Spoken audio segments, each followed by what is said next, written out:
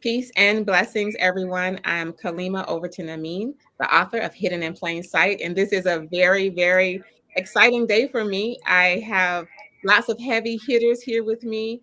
They're going to give us some insight and their thoughts and their feelings and, about my book, Hidden in Plain Sight. They are, if you know any of them, you know that they're not going to hold any punches. They're going to tell me what they love about the book, what they wish they could have seen in the book, what they would like to see in a potential part two. And we have a host of other questions that they're going to respond to and information that they're going to share. I'm not going to delay it. We're going to jump right in. I have three very positive and inspirational brothers here with me, BRIDDGE, ORIUS, and James Slim Overton, and brother HASAN Clay. And the big burning question always is, are we related? But as far as we know, we haven't had any connection yet, but we are going, we're brother and sister, in the spirit, and we're going to keep it at that. So, but once again, this is Hidden in Plain Sight, Brothers Speak Out. And I'm going to just go around the room and let everyone introduce themselves.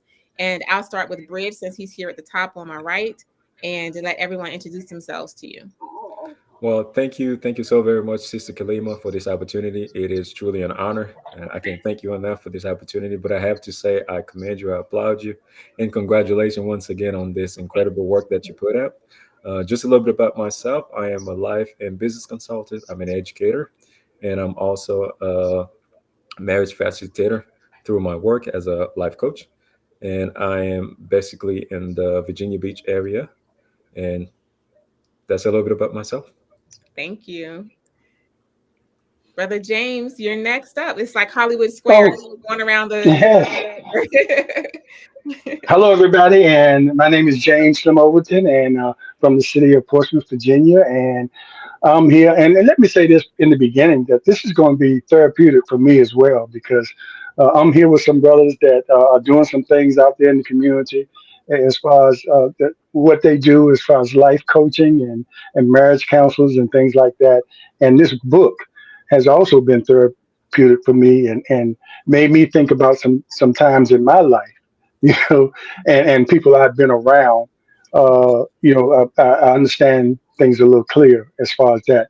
And I am retired, and I've been a realtor, and I've been in retail and several other things. But I'm retired from all of that, and now I have a social media show. You know, when you get that time, you still want to contribute in some way.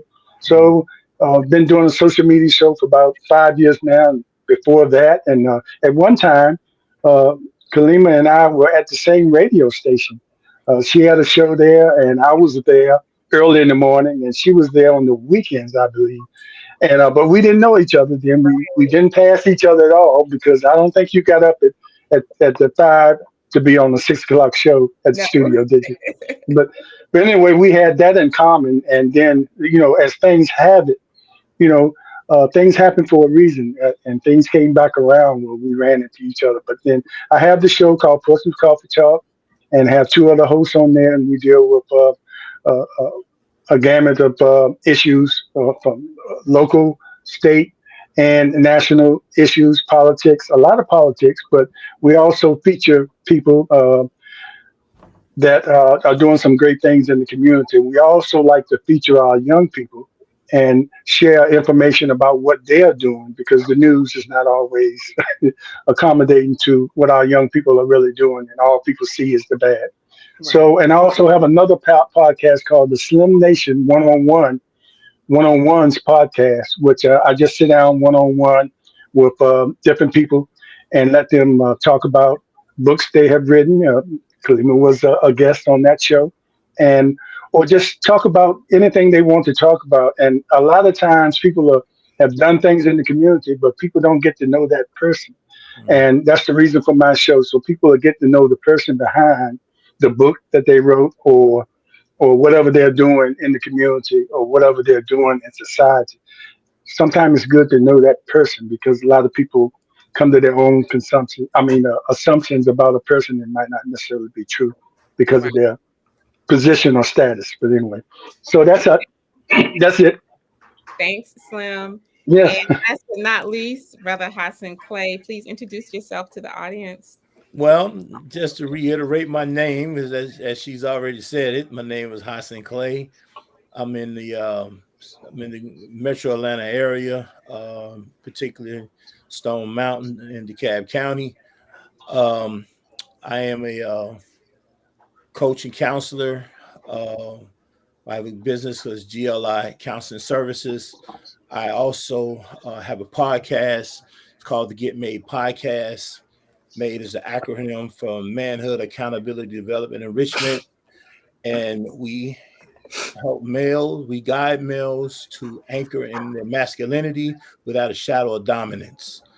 So that's partly when I'm trying to redefine and give a new understanding of what manhood represents versus the stereotypes that we've been given as manhood, taking away the idea of toxic masculinity and replacing it with grounded masculinity. So that's me. And I've been had the pleasure of meeting the author of this book for a few years now.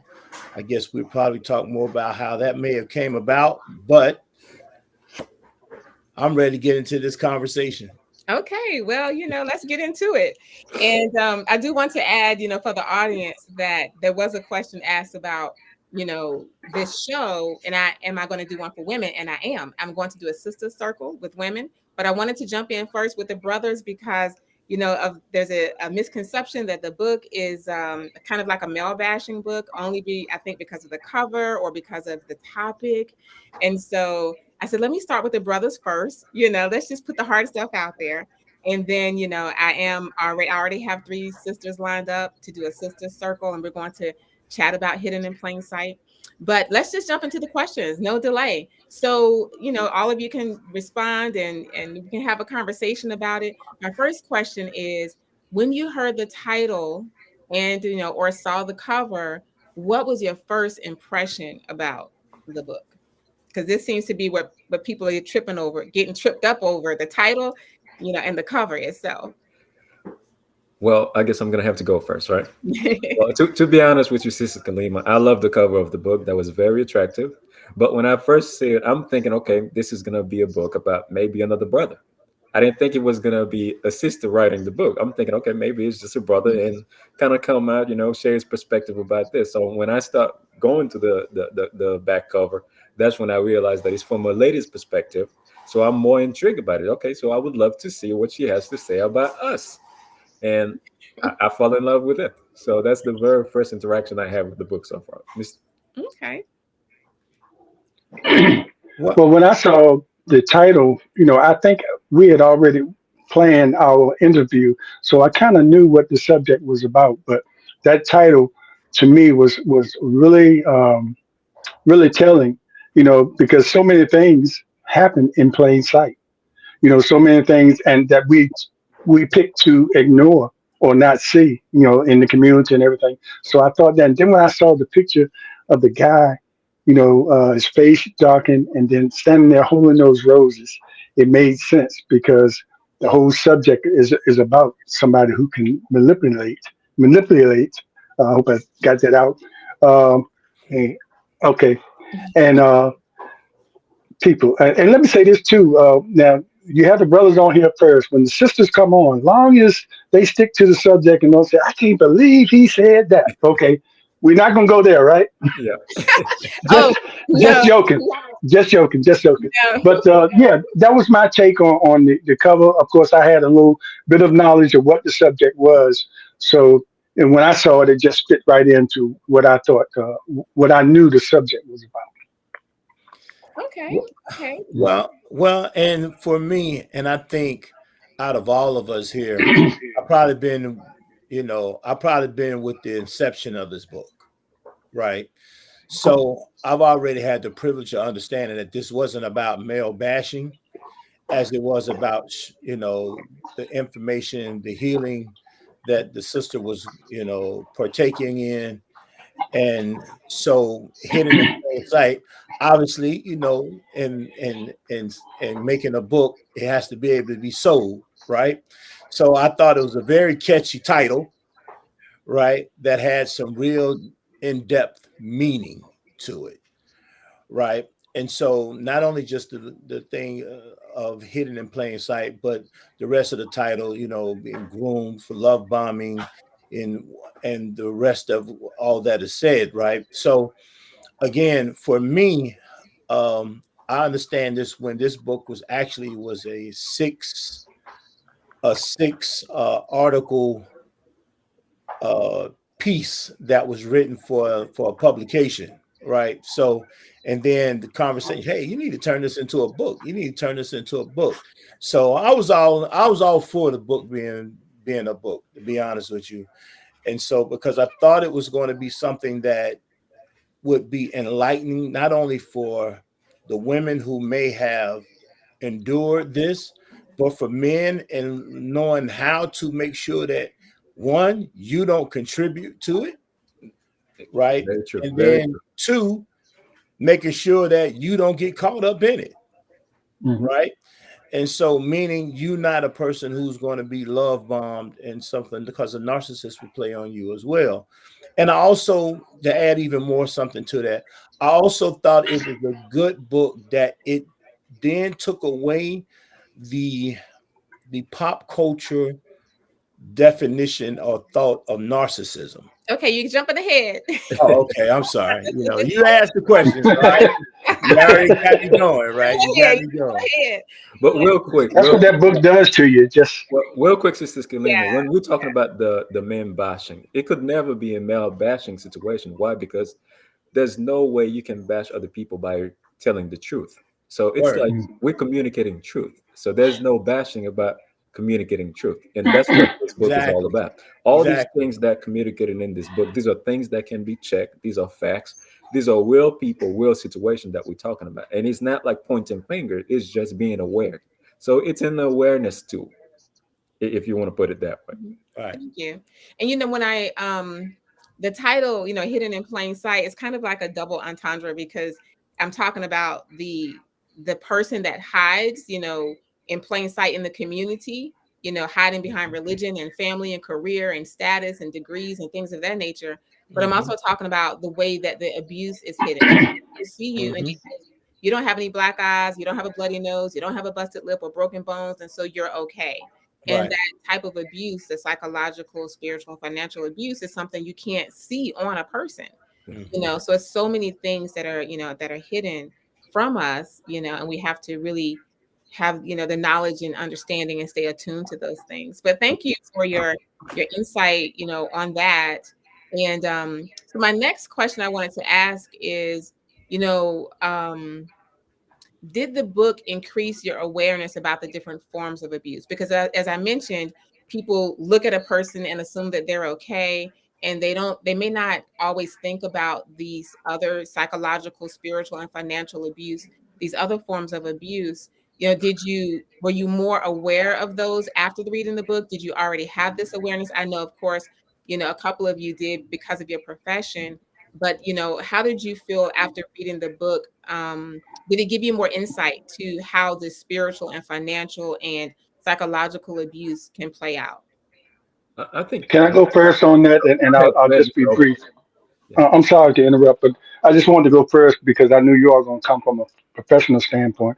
And when I first started reading the book, and I've been married twice, and I got married the first time at a young age in the '70s, when a time where a lot of people in the black community didn't believe in uh, counseling, or so I had to wonder about myself. How did I fit into that category? I never was physically abusive, but was I unconsciously that kind of person on a lower scale, not to the extent that some of the people in the book went through. And I had to really look at myself and wonder.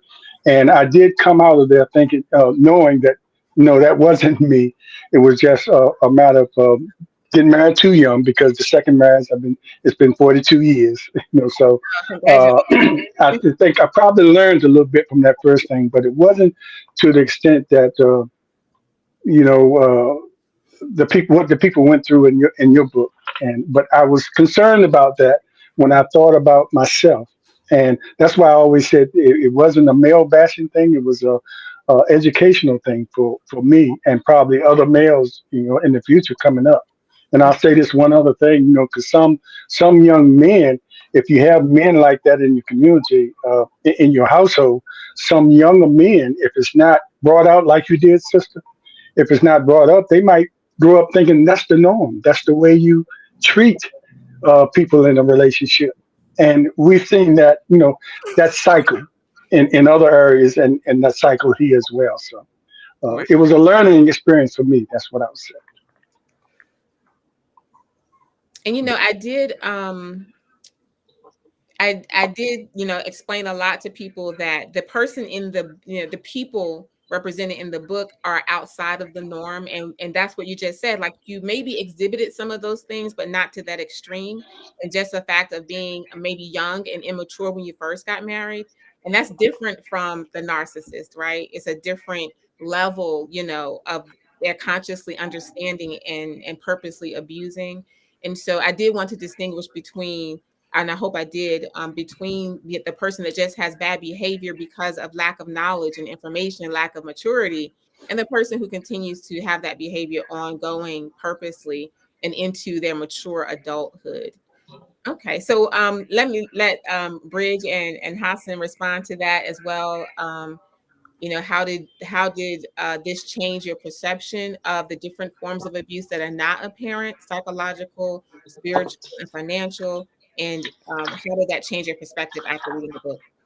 I've always been inclined toward psychology, and one of the things that you said in the book itself, if I can reread it, it's psychological abuse is one of the most common form of domestic violence that leaves no physical evidence.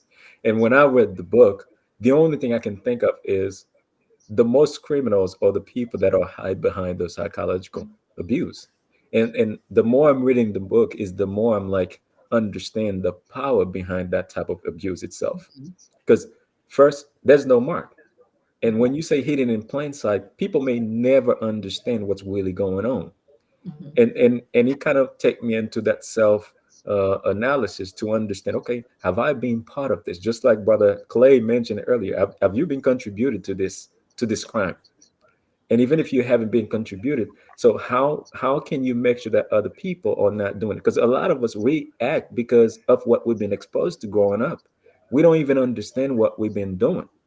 So we might be like criminals without ever understand that the criminal activities that we engage, while interacting with people.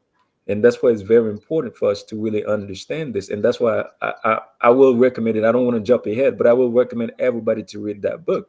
Why? Because this kind of awake your sense of understanding what are we dealing with. The subject that we're discussing in this book is not something very light. This is a major thing we're dealing with, things that people can't see. So that's very powerful for me. That kind of opened up my understanding about the impact of psychological abuse. Okay, thank you. Mhm. Yeah, and for me, because I've kind of been dealing with this subject matter for some years, right? It was good to see, somebody who's actually not in the field to be able to actually do the research to kind of find out various different information and come up with some information, right? And have sound information. So I thought that was kind of refreshing because it didn't take on the jargon of a clinician Yeah. in a sense, right? Mhm.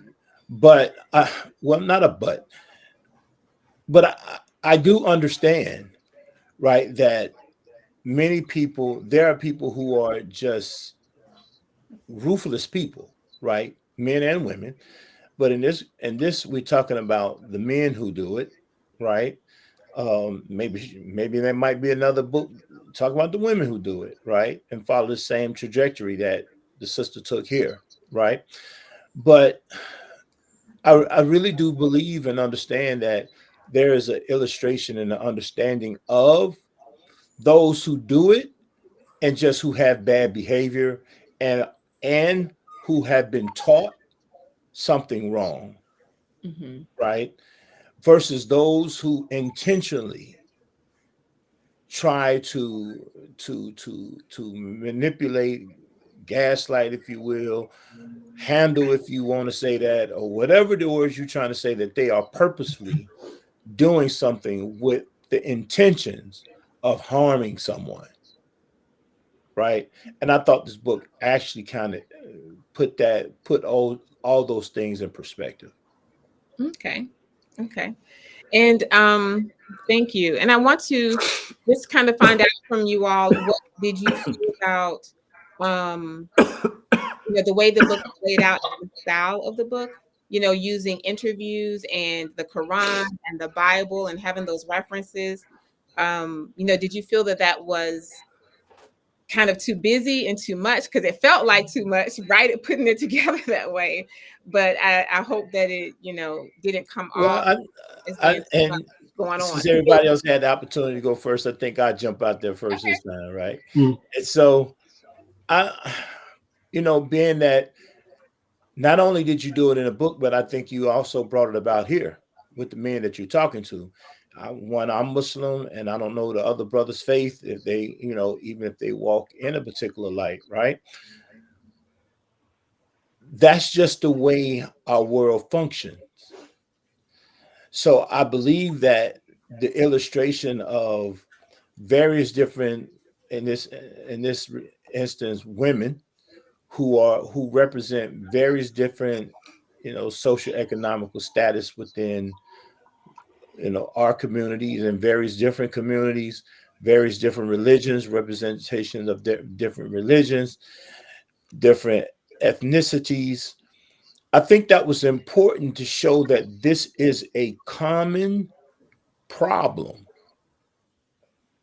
right? So I don't necessarily believe, and we have to have people to be able to identify who they are in this book, right? So if you are Muslim, you're going to be able to identify with somebody in this book, right? One of the case studies, the subject matters in this book. If you are Catholic, you're going to be able to identify. If you are from, another nationality, if you're a Latina, or who, whatever, right? You will be able to identify with this. So I actually thought that was a stroke of genius, personally. Oh, wow. Thank you. Brother Overton, if you allow me to go right after Go ahead. Brother Go Clay. ahead. Mhm. One of the things I admire about the book, Sister Kalima, is the fact that in the first chapter, you really take the time to explain people where you're coming from. And also you explain to people this is not a faith pushing, although I come from this faith.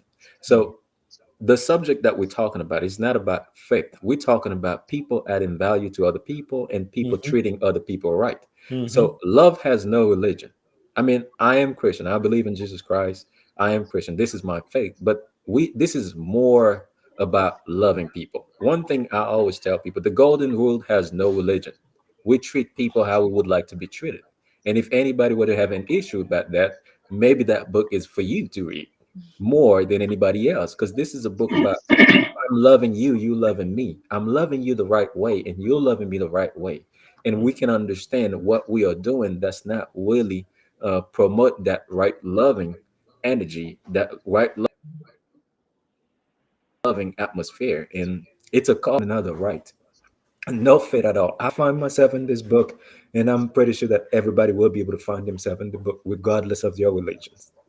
Whether you were atheist, you still want people to love you right by being an atheist. Mhm. So wherever you are in life, it's a matter of understanding how to love people right and how for people to love you right. So it's a call for everybody. It's very inclusive. Okay.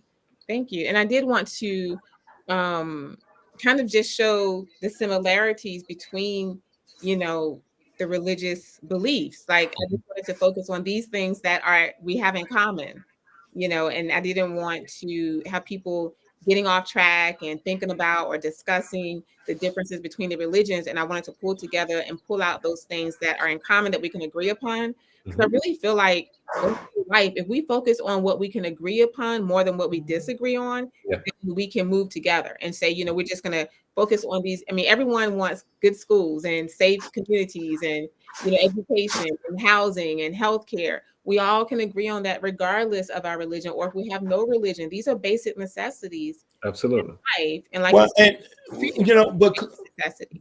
But Kalima, I want to make sure that, you know, because I don't want you to overthink this conversation right now either. Right. And I think it needs to be simplified, because the book actually simplifies a issue. Mm-hmm. Mhm. Right. It brings the issue to a base level, a ground, you know, a ground floor level, and letting everybody know that anybody can, for lack of a better way of saying it, anybody can get it. Right. There's no one who is not, you know, immune from this particular thing happening to them. Yeah. It's not just a poor person. It's just not a Christian person. It's not the storefront Christian person. It's not the person who's an immigrant from overseas in a mosque or a masjid somewhere. It's not It's an African everybody. American, you know, whoever who, you know, low income, or who might be from, you know, HBCU or PWI or whatever, right? This thing hits everyone. Yeah. And so you illustrating how it can hit everyone by incorporating a lot of these things in it. Again, I really do believe that was, you know, no less than a stroke of genius. I'm not blowing smoke at you when I say that, right? I am saying that that was something that was very profound to be able to do, in order for the reader then to not say, well, this isn't me. Well, Yeah. this couldn't happen to me. Or another, something in this nature there. This can happen to anyone. Yeah. Mm-hmm. And the this that we're talking about, what, you know, for anyone who wants to answer, what was the thing that made the biggest impression upon you, or the case study, or, you know, the message that made the biggest impression upon you? I guess I want to roll that into, you know, have you experienced, you know, someone, a woman in your family, in your life, a daughter, a sister, a mother, you know, experiencing this type or any of these forms of abuse? What made the biggest impression upon you? I mean, if I can go first, I mean, I'm sorry, it seems to be taking over. I guess I'm too No, excited about the go ahead. book. I think No, I you okay, never, brother? I never really put this into a process, and by reading the book, I kind of really understand there is a process to it. Mhm. And that's how you understand how people can really become a victim of this thing, because this is not something that just happened randomly, you know, out of nowhere. This is a strategic move. This is something that's planned, and it become part of an habit of somebody with that intent. So the process itself, from the love bombing, from the spirit breaking, and to the abandonment issue. First, I like the fact that you help us understand what is an abandonment, and what is not an abandonment. Mhm. And these are things that pre-plan. So the process itself really caught my attention. It was very interesting to me, to the fact that you put it into a process. This is how the process works. Mhm. Because we can talk about, okay, somebody did this, but there's no process to it. No, there's a process, and what the process to it. And that's how you were able to analyze this situation, to give us a proof. This is what's really happening. This is how it started. This is how it developed, and this is how it get to the point of abandonment issue. This is how it get to the point of this situation that we are trying to prevent our sisters, our brother from going into. So Mhm. I like the fact that you put it into a process for us. Mhm. Because a lot of people, even now, would still say, you can stop talking about it. People get divorced all the time. People separate all the time. Well, yeah, they do, but they don't do it that way, right? Yeah. You don't just abandon your family, you know, on a vacation, or abandon your spouse, you know, after the honeymoon, or, you know, manipulate, you know, the family into, you know, psychologically and spiritually abandoning a person. You know, there, like you said, it's a process. And I did want to really show people in meticulous detail, like, this is how, you know, this process is carried out, you know, and that, you know, it's not something that the individual knows about, you know, it's something that, you know, is going to be kind of thrust upon them. Well, So I go ahead. believe the spirit breaking, though, out of all three of these phases, I think the spirit breaking is probably the most damaging Hmm. part of this. And I believe this is when when people start talking, when people get divorced all the time, yeah, but people don't get their spirit broke all the time. Intentionally. Right?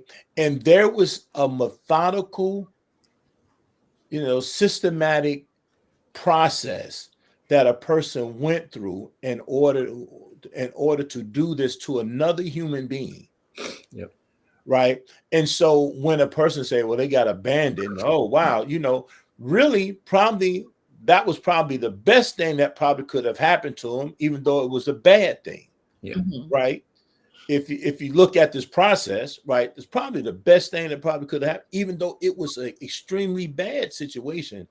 But because the abandonment part takes place within a matter of a time frame that's pretty close, that spirit breaking is a long process. Yeah. Like I think one of your subjects, one of your, I say subjects, I can't help it, but one of the people in your book, right? I think she went through like a 9-year spirit breaking process. Yes, she did. Right. That's a long time. Right. To get literally drugged. Right now, I'm going to use some vernacular, some our folks vernacular here. She was drugged. She got slid for 9 years. Right. And then what the abandonment part happened all within maybe a week or two, something like that. Maybe it was pretty quick. Right. But she is still trying to recover from the 9 years. Oh, yes. Even when I interviewed her, and it had been 8 years since the divorce, as soon as she came up on the Zoom screen, I could see the trauma in her face still. And she said she just started to date again 8 years later, because it was a whole 9-year process. And you think about, after being in that situation for 9 years, really being kind of like a psychological captive, right? And oftentimes I hear so many people say, why do women stay, or even men, but we're talking about women right now. Right. Why do they stay through this type of abuse, mental, physical, spiritual, financial? And then they don't think about, it's not like if someone came in threw a boulder through your window, you would immediately call the police. But if someone is throwing pebbles at your window, and then they stop, and then they throw a couple of pebbles, and you get used to the sound, you become conditioned to the abuse, because it's coming in pebbles. It's not coming in boulders, and then before you know it, you're kind of stuck in this situation, and don't know how to get out. And I think if anything, I would hope that people would get from my book is that this is not something that's immediately done. It's a grooming process, just like people groom, children, women, adults, men. People are groomed into these abusive situations with these pebbles on the window, and it's not a boulder. No one walks up to you and say, I'm going to abuse you, and you say, sign me up. They come and they groom you, because grooming has to feel good. Mentally, physically, spiritually, financially, it has to feel good to be grooming. But, Slim, I didn't give you a chance. Yeah, he's like two questions behind right now. Yeah, no, well, I told you it's going to be therapeutic for me. I'm just Keep taking up with it us, in. Brother Slim. Just taking it in. I just wanted to ask Kalima, Sister Kalima, I just wanted to ask you a question, man. When you brought up the part about the difference between dating and courting. And courtship. And I hadn't heard that word in a long time. And me being old school, courting was something that they used a long time ago, and it was pretty close to the definition of what you said in the book, how it was back then. You had to court those women. You had to go through that daddy and everything. But now most people say dating, which dating is not something that's definite. It's not a true goal that you have. So did you use in that courting now? Is that part of Muslim? Something in the Muslim community that's really prevalent. Yes, it to is. Court first before you date, because date is no commitment the way you explain it in the book. Right. And it is something that's still used presently within the Muslim community, and that dating is frowned upon, and it's a courtship. Like, it has a purpose. It has an intended goal and outcome. It doesn't mean that everyone who enters a courtship would get married, but the intent is to do that until you find that maybe you're not compatible. Maybe this is not, the right person for you, and you go your separate ways. But there won't be a long, dating period that leads to nothing but entertainment. That is, and I would think even in the Christian community, it's the same thing. That they have the intent of creating families and growing the community, and not just dating, just for the sake of entertainment that does not grow and support the community and doesn't support family life. Yeah, and it kind of cuts out that physical contact before you can be emotionally involved. And even Well, in you those would think so. situations, Well, someone really cool can come in and pull the wool over we ain't your gonna eyes, romanticize so this, to speak. Slim. It should, but it doesn't necessarily always mean that, right? Well, when I really look at it, it's like dating. It's like there's no boundary. It's like we're just having fun, no boundaries. Right. Right.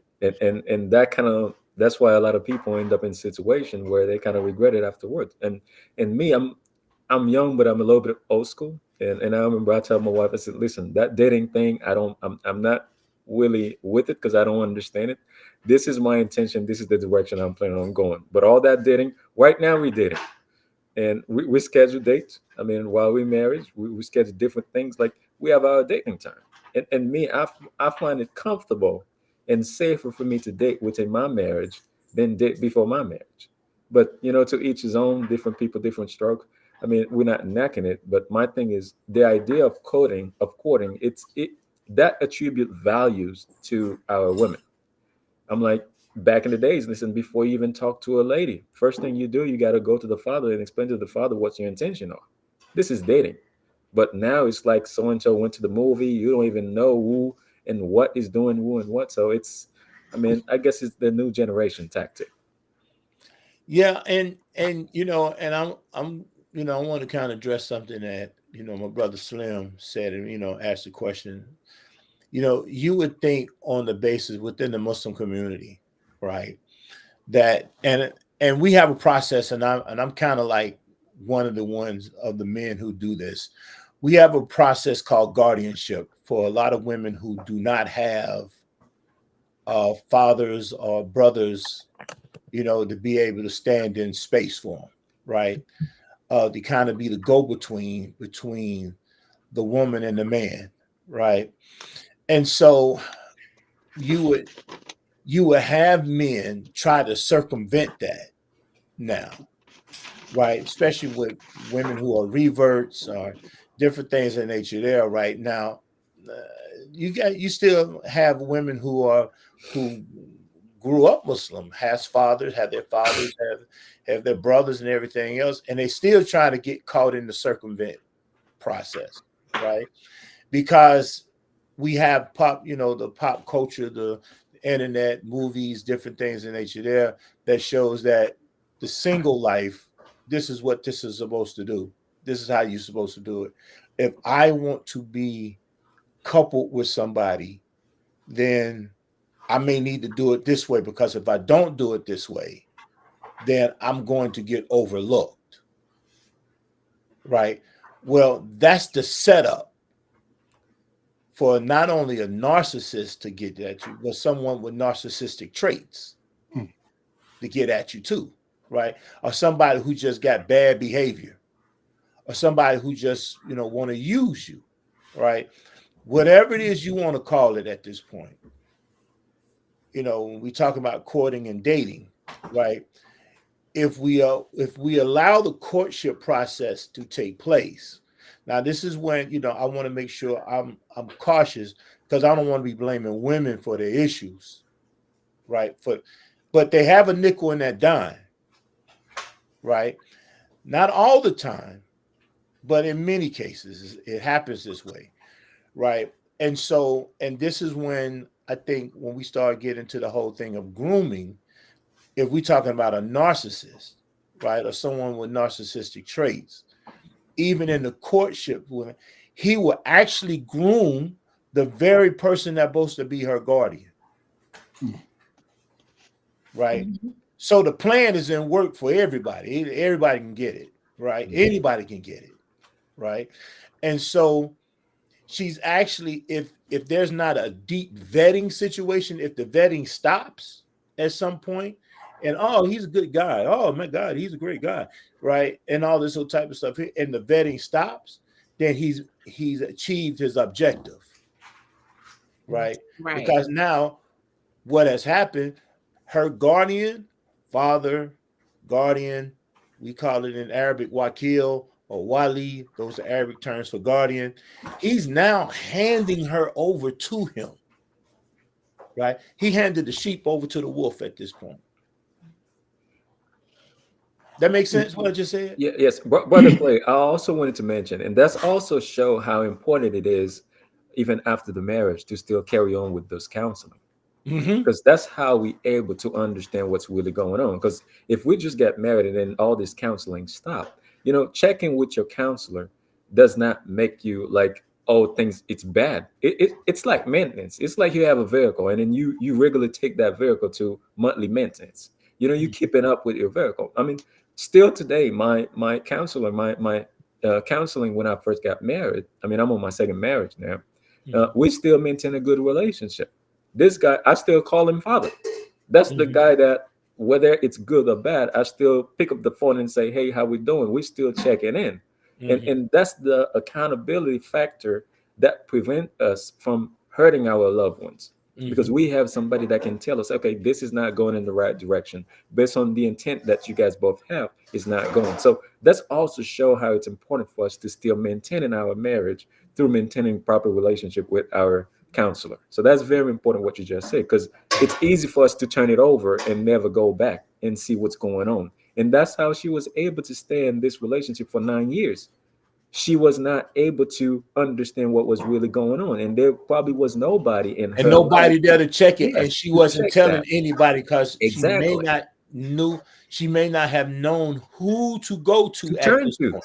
Yeah. Well, in that with that particular lady in my book, she came from a good Catholic family, and she said she just wanted to have a good Catholic marriage, like her parents.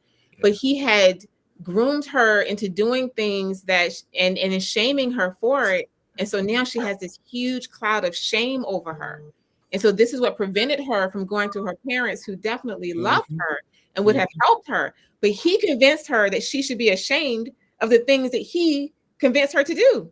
And so now this is how he holds this over her head. You can't go to your parents.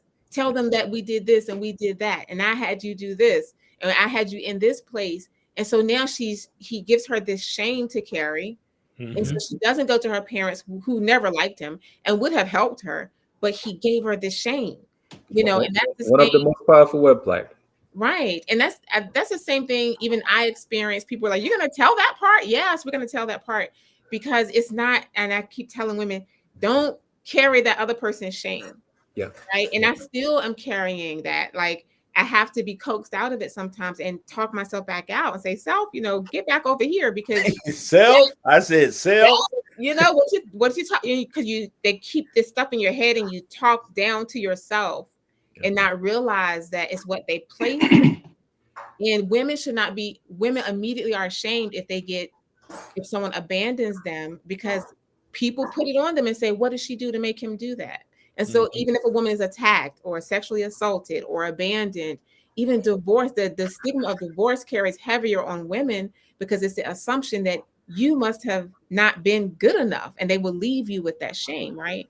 And that's what happened with her. He groomed her into doing things that she didn't want to do, and then he used that to put that shame in her, where she wouldn't go for help to the people Right. that would have helped her, would have He laid her. weaponized it at that point. He It's weaponized her shame. it's a elephant syndrome where you learn not to recognize your own strength and you accept that situation as if it's normal. Exactly.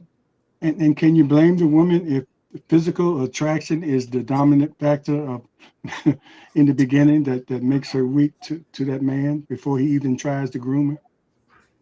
Now I'm going to take exception with that, because I'm going to take exception with that, Slim, because I think for women. No, I think he's asking a question. He's not making an assumption. Okay. No, that wasn't an assumption. That was a question. I was saying, can you blame? No, well, I guess maybe I don't get what you're saying, because I think for men, which is not a negative thing, men are more visual and women are more like emotionally attached to people. So I guess I didn't understand your question, because Yeah, I kind of understood In his my book, question, and women had this, I understood they his use their question. emotions to string them along and not the physical. It was the emotional hook Right. It where gets a the little narcissist deeper than strung the just the person along. physical aspect of it. She might think he's cute, but we have a tendency of telling people, women fall in love with their ears, men fall in love with their eyes, Mm, right? And so even though he was cute and he was this, he was actually telling us something that she actually was liking, mhm. Yeah. Yeah. right? And so in that, once he got hooked, got into and got a hook, at this point, now he's just easing more stuff under and easing more stuff under. And at that point, he continues to strip various things off of her, strip her up, till she really just stand in pure nudity in front of him. I'm not saying literally, right? Mm. But the stripping of who she is, right? And that's the grooming process, Mhm. right? My brother Slim. I mean, let me add this real quick. Even with the physical situation, right? She does not wake up one day and all of a sudden everything changed. That was a process. So, as a loving brother, the minute you see that going in that direction, as her husband has her mind, the first thing you're supposed to do is say, "Baby, I'm noticing something. What can we do about it?" So that's your responsibility. When you let that slide to the point that that physical is like change in front of your eyes where you never said it, you really wanted to get to that point so you can say what you're trying to say right now. It's like you purposely let this get to that situation so you can make that move. And it's still on you as my brother. Listen, if I'm seeing my wife is getting to a level that's not okay, my responsibility as her husband is to tell her, hey, baby, something is not normal. So we got to address this. If the car is starting to make a funny noise, I'm not going to let it ride that way. I'm going to say, we need to check that. So you have a responsibility there as a loving partner. She Well, has well, I'm some gonna push back questions on you though at sometimes this can point, brother Bridge. Though I'm gonna push Yeah. back on you with that. Don't push too hard. All right. Well, I'm not, but I want to kind of bring another thought to light because you're still dealing with an adult, Yeah. right? And what happens in some and what will happen in many cases, even with the person who has now put their hooks on, and we talk about at the deeper end a narcissist, just somebody who just want to be able to have this person and feeding this woman this particular thing. She is then, because we also have in our society this idea of individuality, Yeah. right? So therefore, what would take place with her? You can't, yeah, I know you my daddy, but you can't tell me how many have we heard that when younger women they were younger, the guy that they daddy told them you don't need to be messing with that boy. They done jumped out the window in the middle of the night to go hang out with him. All this old type of stuff here, right? Yeah. And so because in this, she has then made up her mind what it is that she wants to do. The problem then becomes when it got overbearing for her shame then would not allow her to come back and tell on herself to her parent, Understood. right? And then therefore she begins this suffering in silence, Yeah. right? And so at that point, her situation has then been used and weaponized against her Mhm. at that point, right? And so, and this is when now I am going to give you this layup and something that you said here though. This is when, as a parent, a guardian, or somebody who loves this person, has to always let them know that I am still always, regardless of what, going to be a safe place for you to Yeah. land, Yeah. Mhm. right? And that's what happens that the narcissist in this instance makes it to where that, oh, they're gonna hate you now. Oh, they ain't gonna like you. Or you done did all this, you done did all this, right? Where you have to continuously tell, and this is I say this to any man who has daughters. I got three. All right. Even when I'm mad at you, I love you. I'm Yep. always here for you. I will always have your back, right? Even when you make a dumb mistake, right? I was still, I'm still going to be here because I'm your father. Don't take that for granted. right? Because I'm not going to always be here. At some point, God's going to take my soul, allow my Yeah. soul to go to the next level, right? So I want you to learn something on how to take care of yourself and fend for yourself. But don't never let nobody, no man, sit there and tell you that you do this, and something wrong with you, and your daddy gonna hate you, and your daddy ain't gonna like you, or your daddy gonna do this. Because once he gets in between you and your child, she then starts feeling like, she's in a space by herself. Yeah. And what about the well-versed narcissist will not only groom the target, the intended victim, they're going to everyone around them, the parents, the siblings, have children, grandparents, the mailman, the dog, the cat, the neighbor, the coworkers, everyone is going to be sucked into this grooming cycle, so they can compromise those safe spaces. So what would what did you feel what would you feel should be done, in this case? Like, how can she, because a lot of the women in my book experience this, like their whole family have been sucked into this grooming process. And so oftentimes, like in her case, she, it was the shame of it, but in some cases it was, oh, he was wonderful to everyone in the family. And so now all of her safe spaces have been compromised. What are your thoughts, on that part? Like how she can protect herself after that? Well, I mean, Anybody can answer. I read something. None of us is perfect. Hmm. Even a narc is not perfect. So as master, uh, as skillfully mastered he might be in his grooming process, there's gonna be some sliding. And the way we're gonna be able to notice those things is through accountability. Hmm. And trust me, when somebody is lying, the true you is gonna come out. And sometimes it doesn't take that long to come out. The problem is some of us, we're just not paying enough attention Oh to yeah. understand. But the true person always comes out. So even if it's like grooming everybody, trust me, if you really pay attention and trying to hold them accountable for everything, trust me, you're gonna understand that was his representative that you were dealing with. Mhm. So it's a matter of just, if it's too good, it's not good. Believe it.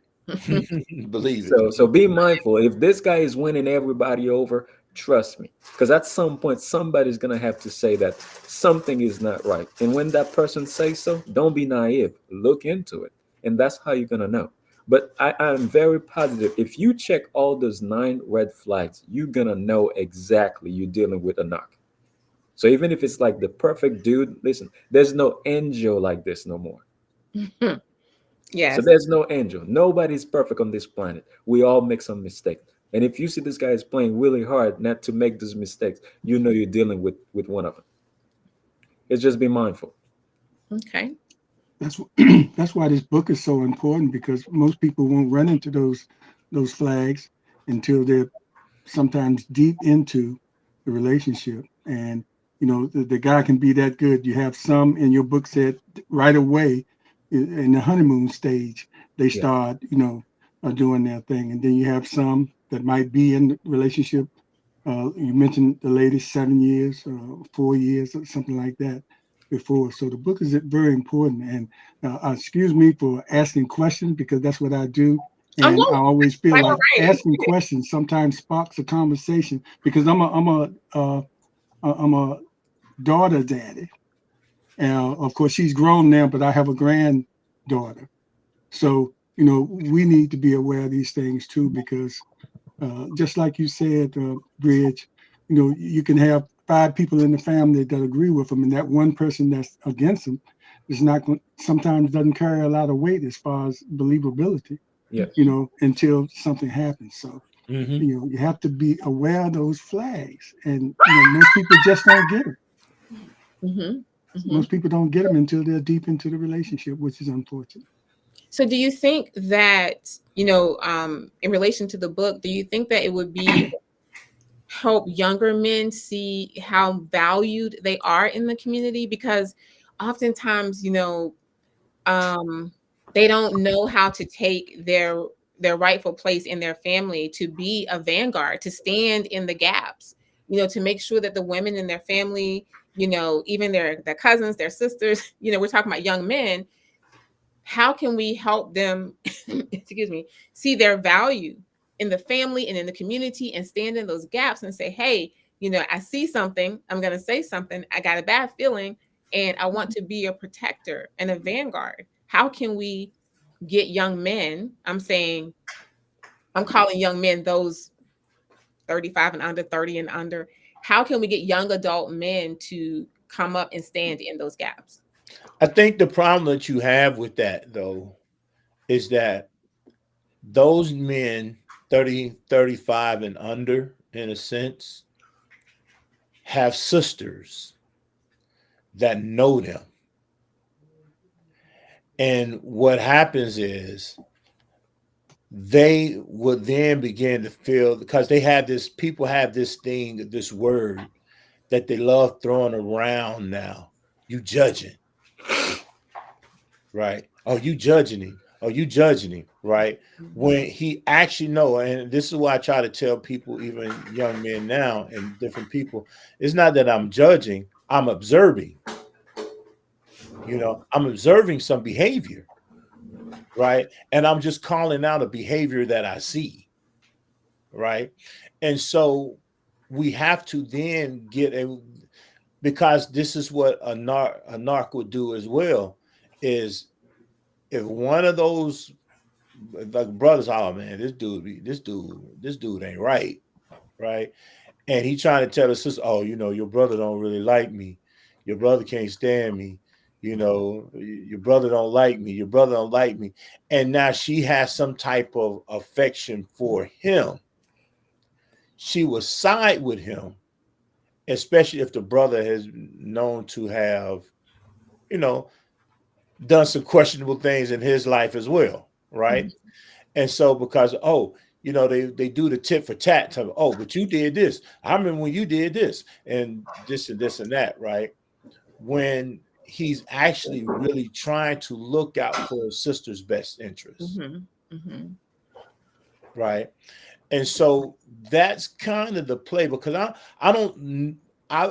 fail to believe, I would fail to believe with all my heart that no brother is just going to let his sister get willfully done in by by this dude, right?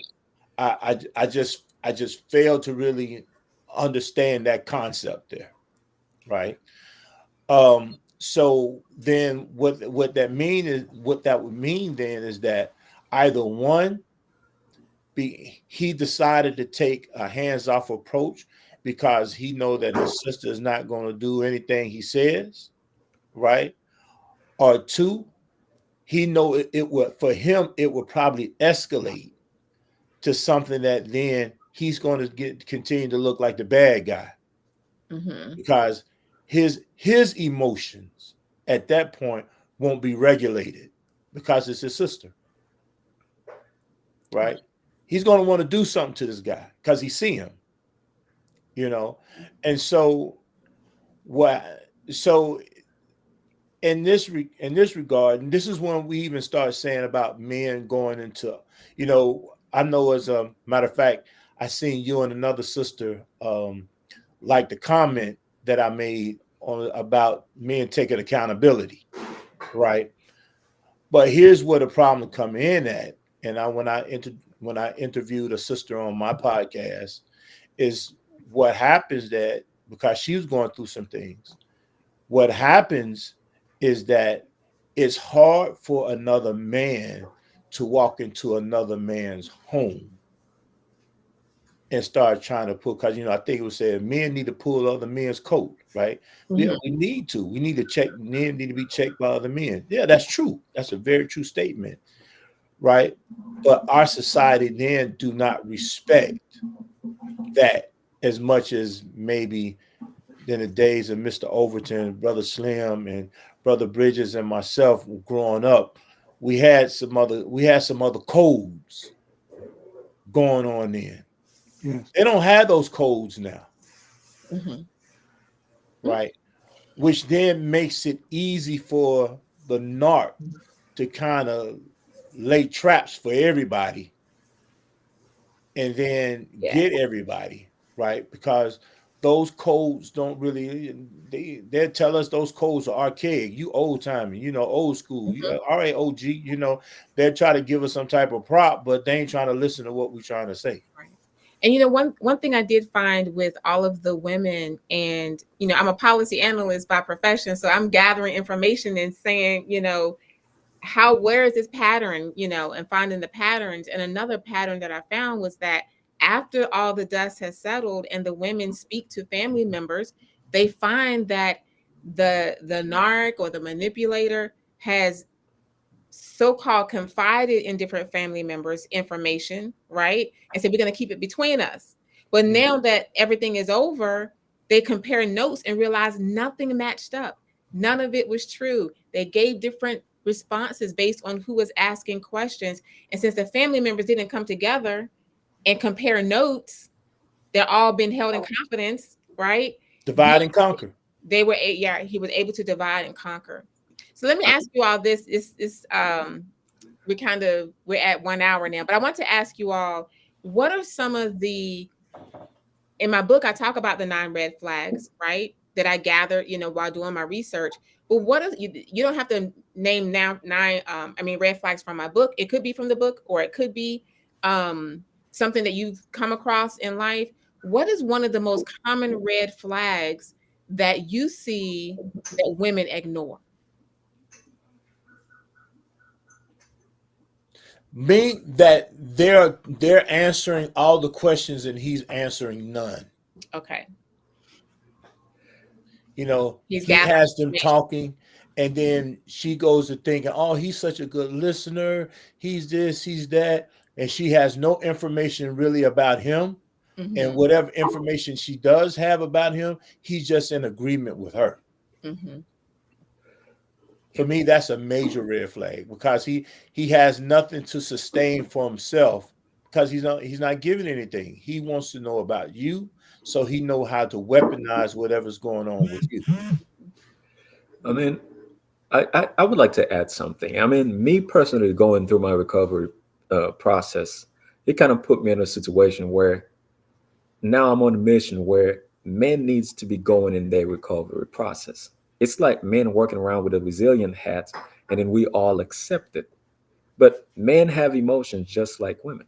Mm-hmm. So if you having a man constantly displaying, showcasing his ego, is never really allow you in to know what's really going on the inside. In my opinion, that's a red flag. Mm-hmm. Okay. Because it's not like brothers are tough. We can't be cracked.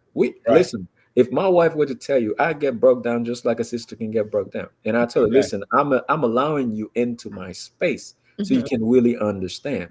And that's one of the things this book did for me. It's allowing me to understand myself, and because I understand myself, I'm able to communicate myself better. You can't love somebody if you don't know how to love yourself. And I have a course that I teach myself, and I'm really pushing this self love, especially for men. You have to be able to open up. Men's walking around all closed up. They don't even know what's inside of them. If you're dealing with a man, that man can take you on the inside, and he's planning on having you in his life, something is wrong. In my opinion, that's the biggest red flag when dealing with other men. You have to be able to let your spouse, the person that in your life, your wife, your soon to be wife, to be in on those deep issues, because we're walking around with a lot of trauma that never resolved. Mm-hmm. And to go back to the question that you asked earlier, we're dealing with a society of resilient women, but those resilient women are not recovered yet. And these resilient women have young, resilient women that are affected by the old trauma. And us, brother, we need to read book like Hidden in Plain Sight to understand how to cope with this young queen that are carrying the trauma of their parents unresolved, to know exactly what they have to deal with. Until you deal with a woman that's being exposed to those situations that we describe in the book, you're not going to understand how important it is for you as a man to read that book to help you understand what she had to put up with. Okay. What Those are I've seen, Sister Kalima, and personally, that and you had in your book that some people were married to Well, some of the men were married 5, 7 times, and that should be a big sign. But it's not only, and some people might automatically think it's younger women, early. It can be very experienced women, and I experienced this with an aunt of mine in the family that got involved with a man, and what he did, he didn't try to groom the family. He just really worked on her and convinced her that the family was all against him. So Mm, he kept her away from us.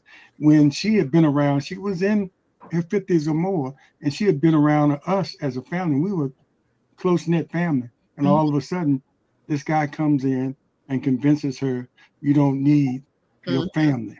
You just need me." So mhm. that's a classic example of thinking that it's just younger people. It can be seasoned women that have already gone through it and get sweet talked again. No, no guardian, no It support might be a whole system around. different conversation that they come with, but it's new to them, even though they experienced something similar before. And that's definitely true because sometimes people will, say, well, you're older and you don't need this type of management. Or the Right. woman will that type of management and say, I'm grown. But you're right, because even in the 50s and the 60s and the 70s, people are still manifesting this behavior. And even for myself, I don't mind saying I'm 55. I'm glad to say I'm 55. Allah has blessed me to have 55 years. But even then, with all of what I thought the knowledge I had, the same thing happened, right? And then people around me see me as a competent person, a well-established and successful person, and they say you don't need this type of management. Not blaming them, I'm just saying all of us together are feeling like we don't need this type of oversight, but we did need that type of oversight. And so I want to say that to say if you're 50, 60, 70, 80, you need somebody else that's looking over your shoulder to see what you're not seeing, You need that support system. to see what you're not seeing, because we don't see as women. We do see, if the person comes and especially like you said, Hassan, if you're telling too much, and I've been telling sisters this, don't tell so much. Don't let him ask you, what do you want to see in a man? And then you just spilled all your guts, and then he becomes that. It becomes that. Temporarily Yeah. anyway, he's going to become that. He's going to say, oh, I got all these 10 things. Let me exhibit these 10 things so I can reel in, right? And Mhm. and so we just really, regardless of age, we need to have that oversight, that third eye person, Mhm. looking over our shoulders and helping I us. told her, I told a young lady this week, a client this week, and we was talking because she was having some difficulties about, and I told her one of the things that you're doing, you're talking too much. Mhm. When you get into, you getting into a relationship and you send If my, I say that, it goes over. If you say that, when men tell women that, it just women. I've been telling women that, like, we just talk too much, and they just say, "Oh, yeah, I said, I literally told her that way too. You talking too I much. know you did." You know what I mean? And so, and when you get in this slash courting slash dating atmosphere, right? And when you get this guy, you start talking, he then tells you what it is that you are telling him. So he's telling you what you want to hear. And then you give your body to him, right? You give something that is precious as yourself, your mind, your spirit, your body over to him, right? When he hasn't earned that, right? He hasn't done the necessary things to earn that from you, but you've given it to him by talking. You started the process of talking, right? If you then just lay back as much as you want to blab your life history to him, if you lay back and ask him some questions about himself, and then I always tell people 3 questions, a minimum of 3 questions, because those questions are going to bring about probing questions. If he's not real, he's going to get on because he's going to feel like you're too much of a problem, Mhm. right? So therefore, at this point, well, what if I let she asked this question, which I thought it told me a lot about where she really was in herself. What if I let a good one get away that way? I said, you never know if he was a good one or not if he walks away. And he obviously he wasn't a good one. He will Why? walk away. As he walked away. And I have to say, even for myself, growing up, we're always taught as women to be polite, don't be intrusive, don't be aggressive, don't just be doing too much. And and even after having this experience, interviewing all these women, I could have had 50 women in this book, right? I spoke to so many. And so, and another thing I found in common is that, the idea that I'm going to be polite, I'm not going to be intrusive. I asked all the right questions, but I wasn't intrusive, quote unquote, to ask follow up and to say, I need to see proof of what you're telling me, because then you have the feeling that, I'm doing too much. I'm going to be seen as difficult. I'm going to be seen, in this way. And so we really need to stop ourselves and stop teaching our daughters. You can be polite, but you need to trust but verify. You need to Right. have this person verify everything they're telling you and still be polite. And sometimes it just doesn't even call for being polite. Since this situation, I have been less than polite to some people. I'm just gonna cut you off right there. I'm not gonna waste your time. No, don't want you wasting my time.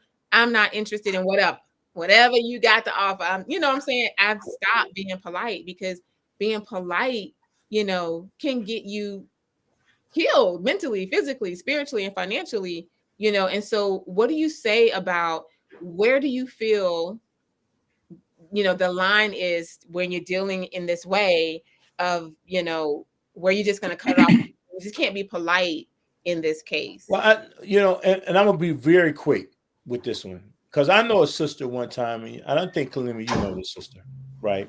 Words mean something, right? This sister was told that she was stubborn, right? She was very stubborn. She was stubborn, right? Are you talking about me?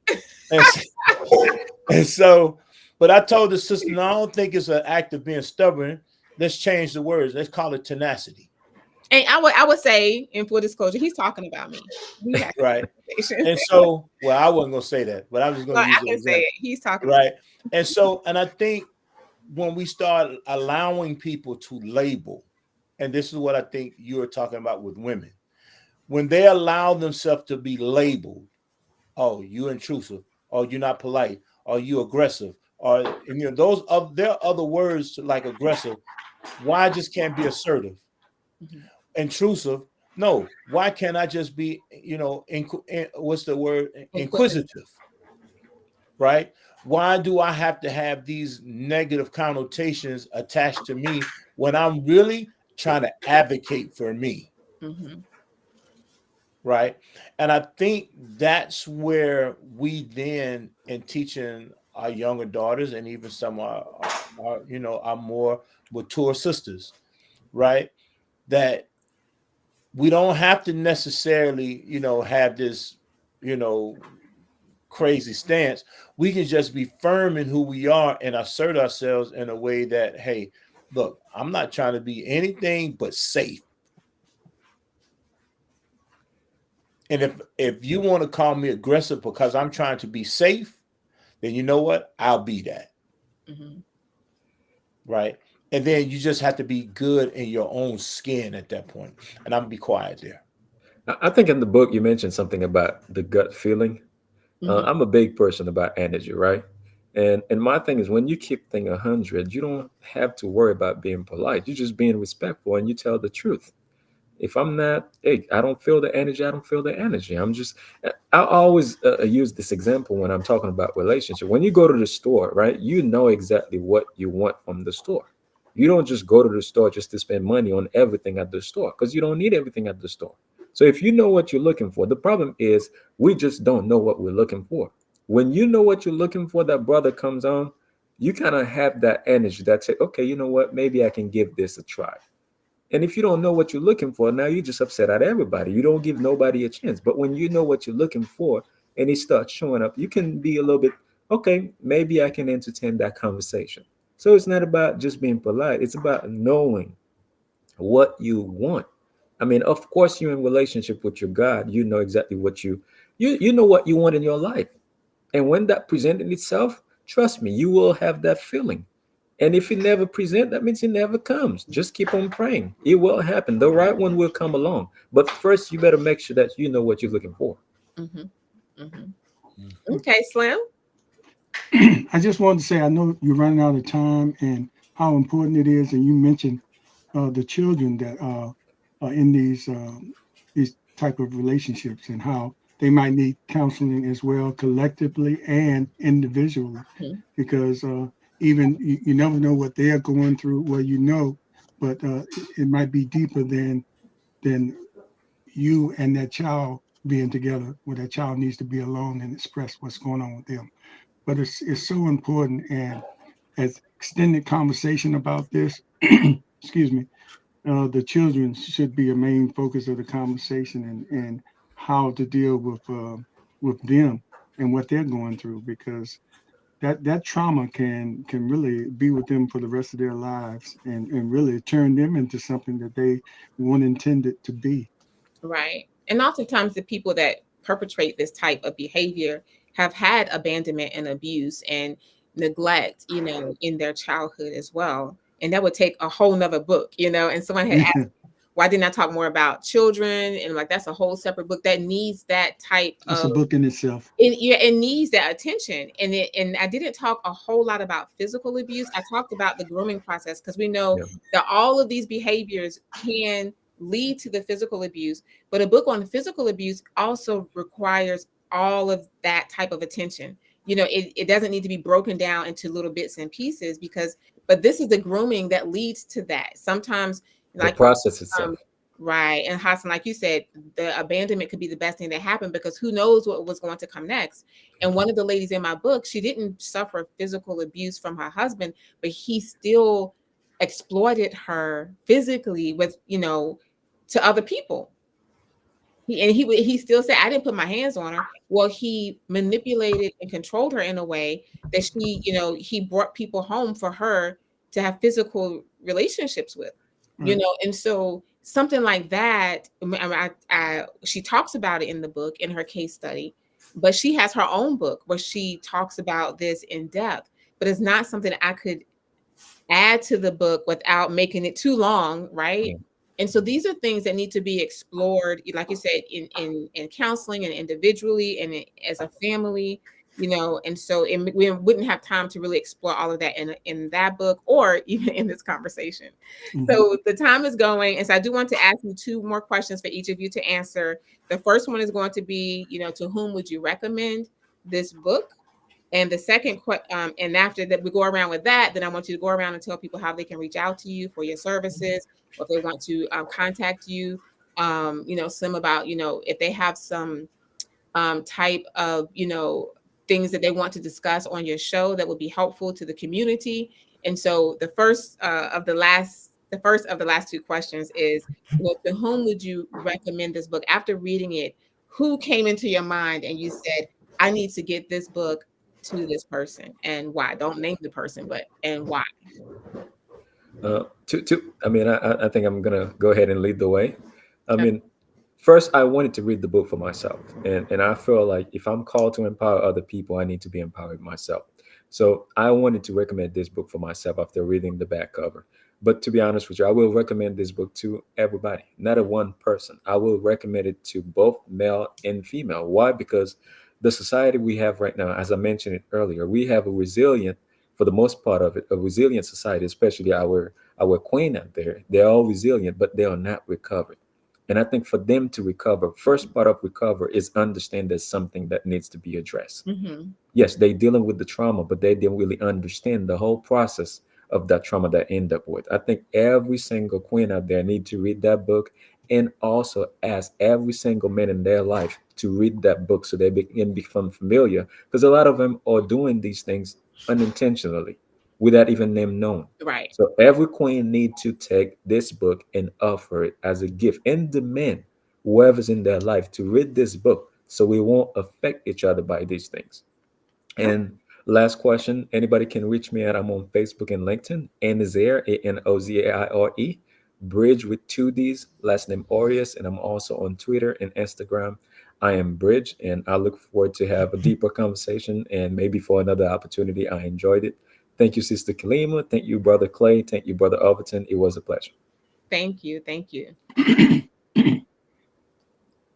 Now, I would recommend it to the first people that came to mind is some men, young men that I Mhm. know that I would recommend it to because I've been around them and heard their wives talk about he won't allow me to cut my hair or he doesn't like the way my hairstyle is and that is her main decision for wearing her hair a certain way. So it made me wonder what other kind Mhm. of controls does he have in her life? And so, uh, hopefully, I would recommend it to some of those young men that have that kind of attitude, hoping that maybe they'll see themselves in the book before it's too late, before they get to the point where they want to abandon somebody that might be good for them, and get that counseling ahead of time if they see themselves and say, "Well, I don't like what I see." So, yeah, I would recommend them. And if you want to be a part of our show, Portsmouth Coffee Talk at yahoo.com, you can contact us there. If you want to talk about your business, especially African American businesses in the communities, or you want to talk about a book that you have coming out, or anything you want to talk about. So contact us at Portsmouth Coffee Talk at yahoo.com. And if you want to have a one-on-one with me, Slim Nation, one-on-ones podcast, my email is DALLAS, that's Dallas, like the Cowboys, 4059 at gmail.com. Thank you. And I just Thank you. Thank you for the opportunity. You're welcome. I just wanted to add, that the lady that we were talking about who had that 9-year grooming process, that was the first thing that she mentioned that he did. He told her the hair color he wanted her to have. And he had he was looking at other women and she said, "Why are you doing that?" He said, "Well, if you changed your hair to this color and if you wore these clothes," that was the very first thing that he did to her. And it gradually went on from there until it was just a horrible, nightmare for her. But it's interesting that you mentioned that because that is how that 9-year ordeal started for her with her hair color. Yeah, Mhm. and I mentioned my wife's girlfriend. She would cut her hair and said, "What does Slim say about you cutting your hair?" And I said, "Well, that's her hair. You know, Right. what would she say about this?" Nothing I can do about that. But anyway, I think that was the first sign Mhm. that is something could be Easy serious to in overlook. that relationship. Something easy to overlook. Okay. Brother Hassan. Yeah, well, I think two, two categories of people. One, people who overuse the word narcissism, Mm-hmm. right? I think that so they can have a real understanding of what narcissism is, Mm-hmm. what it is not, and so that means there are those there, um, and that's men and women, right? Um, so we can really get a proper, if we want to get a cure, you need a proper diagnosis, right? So you don't need the WebMD diagnosis, right? um Next, I would recommend it to men and women again, right? In this instance, for those who are looking for healing from a narcissist uh encounter or in being engaged with a narcissist, right? And the healing that would need to take place. I would recommend that this book, not only for women, but for men. All right. Until a book comes out for men, I think this book can stand in place for that at this time, right? I think there will be some different scenarios that a man would need to watch out for when dealing with a narcissistic woman, right? But until that book is written, because I don't know if that book has been written as of yet, right? Until that book is written, I think this will be a good book for a man to be able to start his healing process. So, and definitely for a woman, right?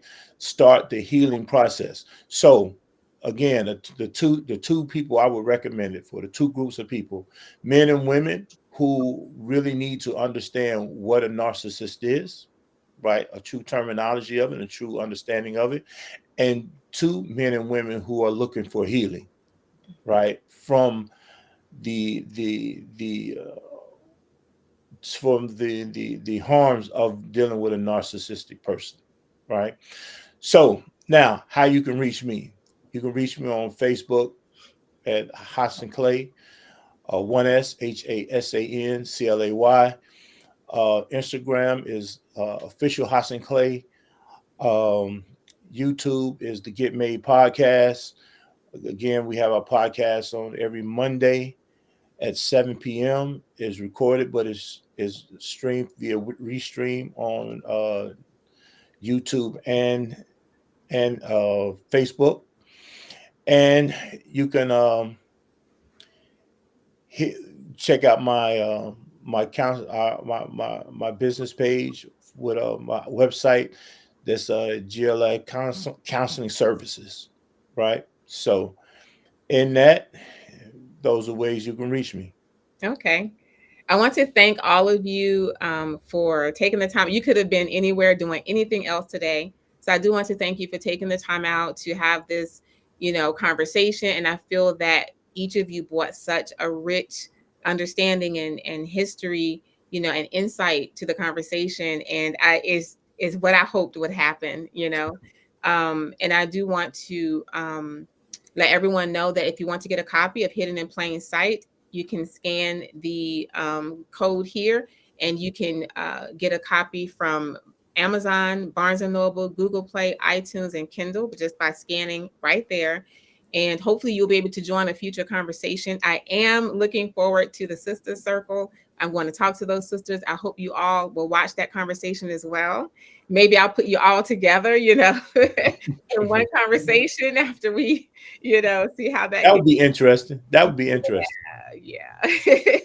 So maybe we could do that, as well. And so, excuse me, and have like what do you call it? Like a community, a community roundtable. A roundtable. To talk, with everyone together. But I'm definitely looking forward to just working in the community to help people understand, how they can protect themselves and how they can protect their loved ones, how they can recognize those 9 red flags. And my book does include those 8 steps to recovery. We don't want to leave people with just giving them the problem.